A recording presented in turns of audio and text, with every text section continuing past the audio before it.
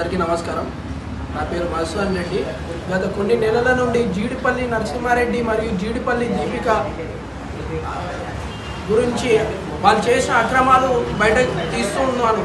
దాని సందర్భంలోనే వాళ్ళు జీర్ణించుకోలేక నా పైన హత్యాయత్నం చేద్దామని ప్రయత్నాలు చేస్తున్నారు. ఇందులో భాగంగా పాల్దా శ్రీనివాస్ రెడ్డి అనే వ్యక్తికి సుపారీ ఇచ్చినట్టు నా దృష్టికి వచ్చింది. దానికి సంబంధించిన ఆధారాలు నా దగ్గర ఈరోజు ఉన్నాయి.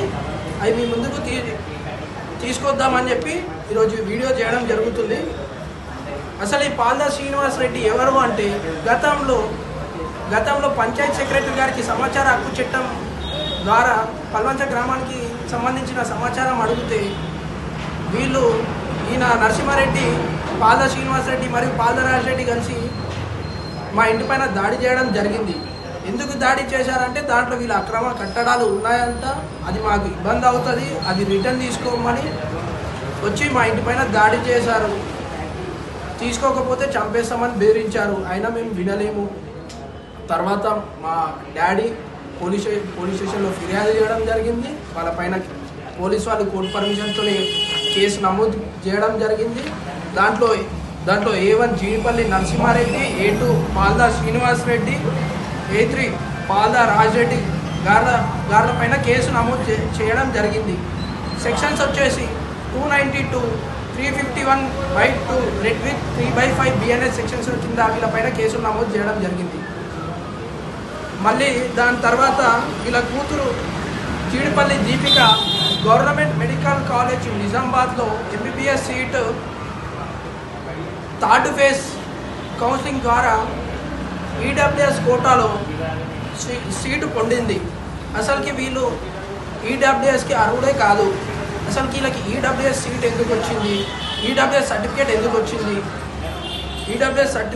వచ్చింది? ఈయన ఎంపీటీసీగా పరిధిపేట నుంచి ఎంపీటీసీగా పోటీ చేసినప్పుడు ఎలక్షన్ అఫిడవిట్లో నాకు నా భార్య ఆయన జీడిపల్లి లతకు ఇద్దరికి కలిపి 12 ఎకరాల పొలం ఉందని చెప్పి సయానా ఆయన ఎలక్షన్ అఫిడవిట్లోనే పొందుపరిచాడు. 12 ఎకరాలు ఉన్నాక నీ కూతురికి EWS సర్టిఫికేట్ ఎలా వస్తుంది? అది కూడా 14 జూన్ 2019 రోజు అదే రోజు అప్లై చేయడం వల్ల అదే రోజు రాత్రి 6:42 సాయంత్రం 6:42కి MRO గారు అప్రూవ్ చేయడం. ఒకటే రోజులో ఫీల్డ్ ఎంక్వైరీ ఉండదు, ఏముండదు. అంటే నీకు రాజకీయ అండానా లేకపోతే MROకి డబ్బులు ఇచ్చి చేయించుకున్నావా? నువ్వు అసలు అర్హుడే కాదు. నీకెలా వచ్చింది? ఇందుకోసమేనా నిన్ను ప్రజలు గెలిపించింది? ఇలాంటి తప్పుడు పనులు చేయమనేనా ప్రజలు గెలిపించింది? ఇప్పుడు ఇవన్నీ జీర్ణించుకోలేక ఇప్పుడు కొత్త పథకం రచించిండు.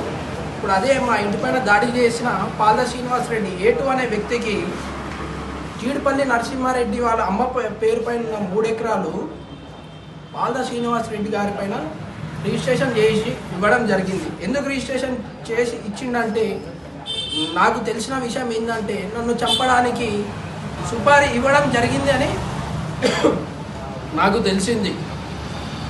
దానికి సంబంధించిన వివరాలు,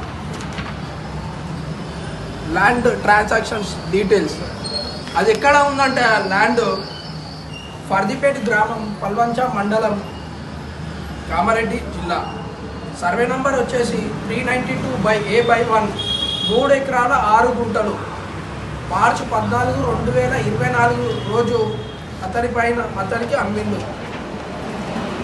నన్ను హత్య చేద్దామనే భాగంలోనే పాల్దా శ్రీనివాస్ రెడ్డికి అమ్మడం జరిగింది. ఎందుకు మరి అంత భయము? ఎందుకు నీ అక్రమాలను బయటకు తీసి ఎందుకు జీర్ణించుకోలేకపోతున్నావు? నా పైన దాడి చేస్తే నీకేం వస్తుంది? భయపడతాననుకుంటున్నావేమో. అసలు భయపడడం అనే ప్రసక్తే ఉండదు.